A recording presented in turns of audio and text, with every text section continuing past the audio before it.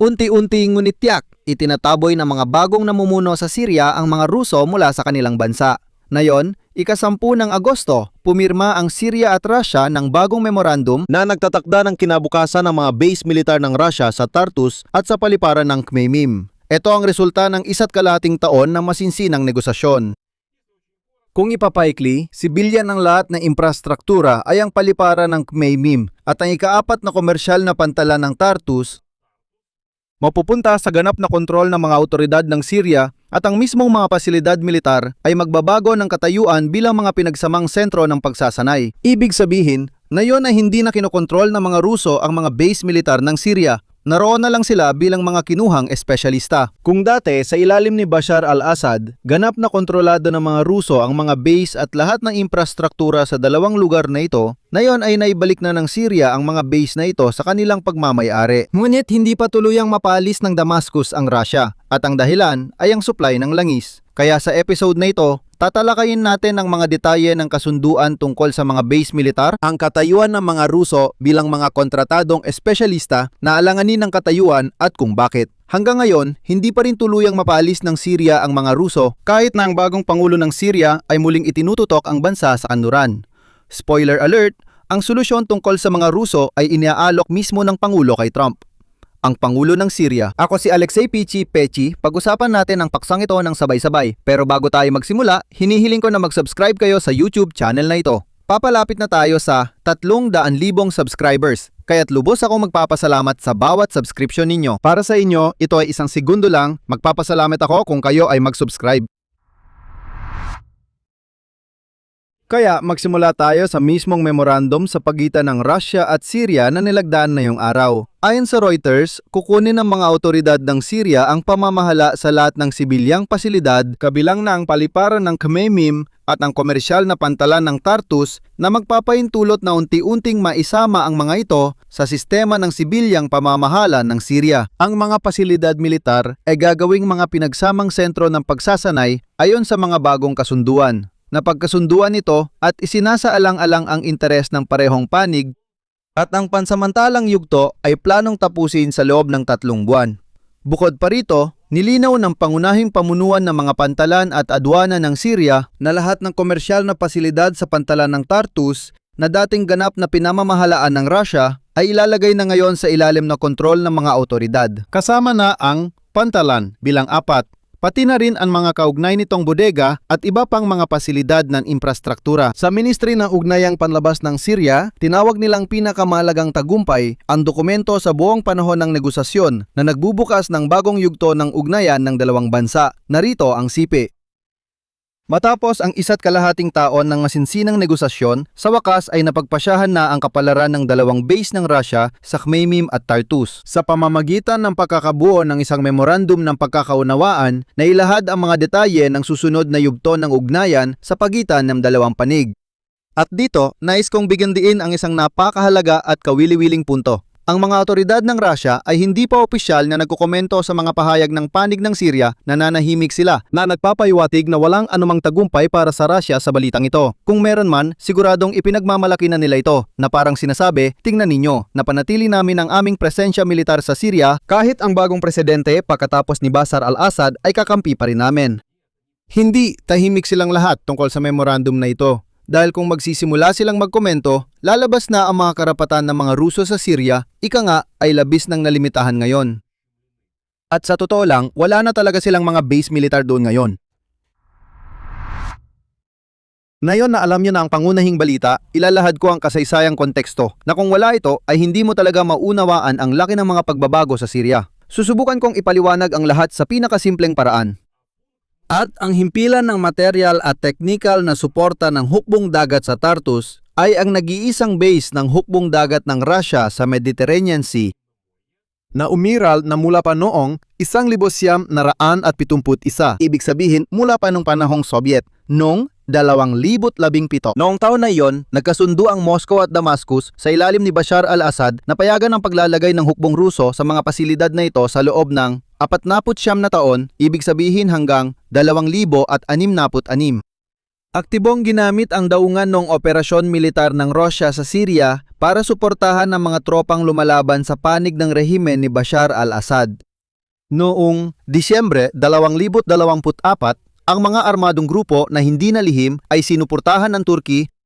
Pinatalsik si Bashar al-Assad at ang dating presidente ay nagbitiw sa tungkulin, tumakas at nakakuha ng asylum sa Russia. Ang mga bagong autoridad ng Syria sa pangunguna ni Ahmed as-Assar ay hindi sinasantabi ang pagpapanatili ng mga base militar ng Russia, ngunit kung makikinabang lamang ang Damascus dito. Ibig sabihin, direkta niyang sinabi na maaaring magkasundo sila o maaaring hindi. Kasabay nito, ang tagapagsalita ng kalbong pangulo ng Russia na si Vladimir Putin, si Dmitry Peskov. Noong panahong iyon, bandang katapusan ng 2024, simula ng 2025, binanggit niya na ang presensya ng militar na mga hindi naliligo na Ruso sa Khmeimim at Tartus ay magiging paksa ayon sa kanya ng seryosong pag-uusap kasama ang bagong pamahalaan ng Syria. O kahit noon pa man ay sinubukan na nilang manakot doon, sinabi nila, titingnan pa namin. Noong Abril pa lang, naiulat na gusto ng pansamantalang administrasyon ng Syria na baguhin ang status ng airbase ng Khmeimim gawing isang sentro ng pagsasanay at makataong tulong. Ibig sabihin, ang kasalukuyang memorandum ay naging resulta ng halos isang taong presyon mula sa bagong mga namumuno. Sa ngayon, masasabi natin na mawawala sa Russia ang kontrol sa mga base militar pero mananatili pa rin ang presensya ng kanilang militar sa Syria.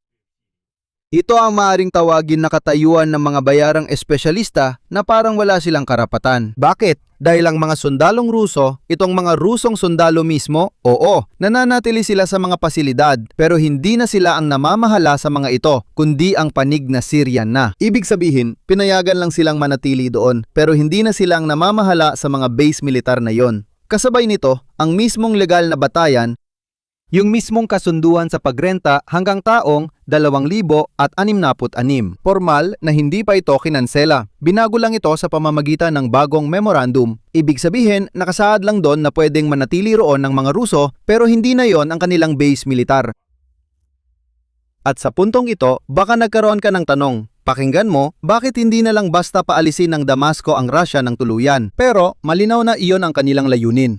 Halatang-halata na sinusubukan ng bagong pamahalaan ng Syria na bawasan ang impluwensya ng Russia sa kanilang bansa. Bakit nga ba hindi nila basta-basta mapaalis ang mga dugyot na Ruso sa kanilang teritoryo? Parang lahat ng kasunduan pwede namang pawalang bisa. Yung parehong kasunduan sa pagrenta hanggang 2066 ay pwede talagang pawalang bisa. Bakit? Dahil ang kasunduang yon ay pinirmahan ng kriminal na rehimen ni Bashar al-Assad na tumakas at ngayon ay nasa Moscow. Tapos na, pinawalang bisa na ang kasunduan at kinalimutan na. At saka, siguradong tutulong ang kanluran sa bagong presidente para paalisin ang mga Ruso. Ganito, ang sagot sa tanong na ito ay napakasimple. Critical pa rin ang pagdepende ng Syria sa supply ng langis mula sa Russia. At hindi ito basta-basta mapapalitan agad. Dito mahalagang sabihin, ikonekta ang paksang ito sa isa pang kwento na tinalakay na natin dito sa YouTube channel na ito. Ilang araw lang ang nakalipas, tinalakay natin ang paksang ito dito sa YouTube channel na ito pero kailangan natin ulitin ito at iugnay sa paksang ito, ibig sabihin,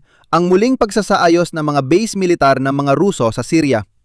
Ang totoo niyan, kasabay ng negosasyon tungkol sa mga base kasama ang mga Ruso, ang Syria ay may hiwalay na negosasyon sa Amerika tungkol sa pagtanggal ng mga huling malalaking parusa. Ito ay ang pagtanggal sa Syria mula sa listahan ng mga bansang sumusuporta sa terorismo kung saan isinama ang Syria noon pang 1979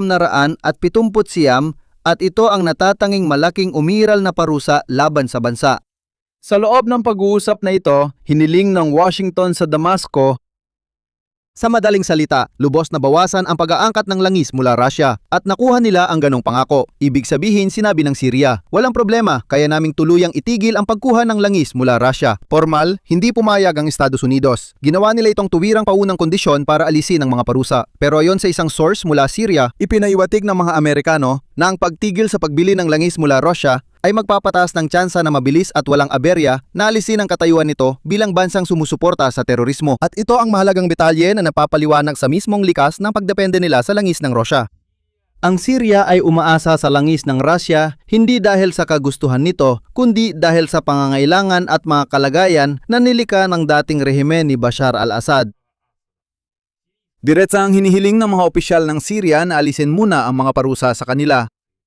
Para saan? Para makahanap ang republika ng alternatibong mga supplier o alternatibo sa sariling pagkuha ng langis. Ibig sabihin, parang isang paikot-ikot na sitwasyon ito. Kailangan na ang langis na yon, pero halos imposibleng makahanap ng ibang supplier kung hindi aalisin ang mga parusa. Kaya ang natitira na lang ay ang Rusya na siyang nagdadala ng langis na ito. Kasabay nito, ipinapakita ng Damasco ang totoong hakbang patungo sa pag-diversify. At ang mga autoridad ng Syria ay naghahanap na ng mga bagong supplier at umaasa ayon sa kanila ng malalaking pagbabago. Ngayon, narito ang pinakakapanapanabik na bahagi. Noong nakaraang buwan, tinalakay ng kumpanyang Pranses na Total Energies ang isang kontrata para sa eksplorasyon ng mga deposito sa Continental Shelf. At noong Hunyo, pumirma ang Syria ng kasunduan sa mga Amerikano, sa mga Amerikanong ConocoPhillips at Novuterra tungkol sa muling pagsisimula ng produksyon ng gas. Ayon naman sa kagawaran ng Estado ng Estados Unidos, hinihikayat ng Washington ang Damascus na kumuha ng mga mapagkakatiwalaang corporate partners. Siyempre, pangunahing prioridad ang mga kumpanya niyang Amerikano. At inaasahan nila mula sa Syria na susunod ito sa mga ipinataw na parusa laban sa Russia. Mahalaga rin ang konteksto ng pag-init ng relasyon sa pagitan ng Damascus at Washington dahil nagsimula ang pag-init na ito matapos ang pagpupulong ng mga pinuno ng dalawang bansa sa White House noong Nobyembre 2025. At noon din, inalis ng Estados Unidos si Ahmed Al-Assar, ang kasulukuyang pangulo ng transisyonal na panahon, mula sa sarili nilang listahan ng mga pingatawan ng parusa at bahagyang inalis ang mga paghihigpit sa Damascus. Paalala ko lang, dati si Al-Assar ay halos itinuturing na terorista bilang numero 1 sa Syria. At ang Estados Unidos ng Amerika ay nag-anunsyo pa ng gantimpala na $10 milyong para sa kanyang ulo. Pagkatapos ay inalis nila lahat yon. Ngayon ay nakikipag-usap na sila sa kanya ng direkta. At kung pagsasamahin natin ang dalawang piraso ng palaisipan na ito, makikita natin ang buong larawan. Formal, nakamit ng Syria ang pangunahing simbolikong resulta. Ang kontrol sa sibilyang infrastruktura ng mga base militar ng Russia ay lilipat na sa kanila. At ang mga mismong pasilidad ay hindi na ituturing na purong mga base militar ng mga Ruso sa dating kahulugan. Ngunit ang tunay na ganap na kalayaan mula sa Russia ay hindi pa rin makakamit sa ngayon dahil sa dalawang dahilan. Una, sa legal na aspeto, ang base sa Tartus ay nananatiling nakatalaga sa Russia ayon sa kasunduan sa pang-upa hanggang taong 2066. Ang bagong memorandum ay nag-aayos lang ng pamamahala, hindi nito kinansela ang mismong dokumento. Kahit na, kung gugustuhin talaga ng Syria, maaari silang makahanap ng dahilan para putulin ang kasunduang ito. Pangalawa, sa ekonomiya, hindi kayang biglaang talikuran ng Syria ang langis mula Russia sa ngayon. Ang paglipat sa mga bagong supplier, kahit pa sa pamamagitan ng Total Energies, ConocoPhillips o iba pang mga kanluraning kasosyo ay nangangailangan ng oras. At ang mismong panahong ito ay natatanggap lang ng Damasco kapalit ng pagtanggal ng mga parusa na siya namang bahagyang nakabatay sa kahandaang bawasan ang pagbili ng langis mula sa Moscow. Ibig sabihin, ang gusot na ito ay kailangan pang lutasin. Nagkakaroon ng ugnayan kung saan bawat hakbang ng Damasco papunta sa kanluran ay nakasabay sa pagdiin sa Russia sa dalawang larangan, militar at enerhiya. Pero ang ganap na pagputol ay posible lang ng paunti-unti. Una, aalisin ang mga parusa, pagkatapos ay maghahanap ng alternatibong tagapagtustos ng langis para sa Syria. At doon lang mawawala ang presensya ng militar ng Russia na ngayon ay wala ng sibilyang infrastruktura at wala na ring ganap na katayuan, ay maaring tuluyang mawalan ng saysay para sa magkabilang panig, lalo na para sa Syria. Kaya malinaw na patungo sa tamang direksyon ang Syria at ang maruruming, mababangis na Ruso, sa tingin ko ay malapit ng tuluyang palayasin mula sa rehiyong ito. Dito ko tatapusin, ilagay ninyo ang inyong opinyon at mga konklusyon sa mga komento sa ilalim ng episode na ito. Mag-subscribe sa channel, pindutin ang kampanilya at huwag kalimutang mag-like. Kung gusto ninyong suportahan ang trabaho ng YouTube channel na ito, maaari kayong magbigay ng donasyon gamit ang mga link at detalye sa description ng video na ito. Yun lang, ingatan ninyo ang inyong sarili. Paalam sa lahat.